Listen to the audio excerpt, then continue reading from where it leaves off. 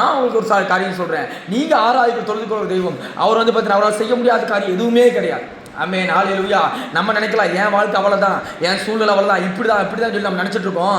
ஆனா நான் சொல்ற ஒரு காரியம், நீங்க தொழுது கொள்கிற நீங்க ஆராய்க்கிற தெய்வத்தால் கூடாத காரியம் ஆகாத காரியம் ஒன்றுமே கிடையாது. ஆமென், ஹல்லேலூயா. அவர் வானம் பூமி எல்லாவற்றையும் உண்டாக்கின தெய்வம். ஆமென். அவர் உயிருள்ள தெய்வம். அவர் நேற்று இன்று என்றும் மாறாத தெய்வம். ஹல்லேலூயா. அவருக்கு ஒரு பெயர் இருக்கு. அவருக்கு ஒரு பெயர் இருக்கு. அவர் யெகோவா ஈரே. ஆமென், ஹல்லேலூயா. அவர் யெகோவா ஈரே என்பதற்கு நம்முடைய தேவைகளை சந்திக்கிற தெய்வம். ஆமென், ஹல்லேலூயா.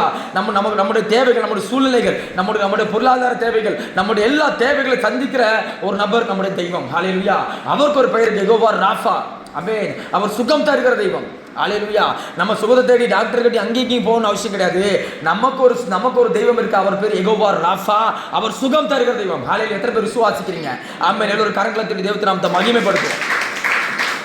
ஆமென். நமக்கு சுகம் தருகிற தெய்வம் இருக்காரு. ஹல்லேலூயா.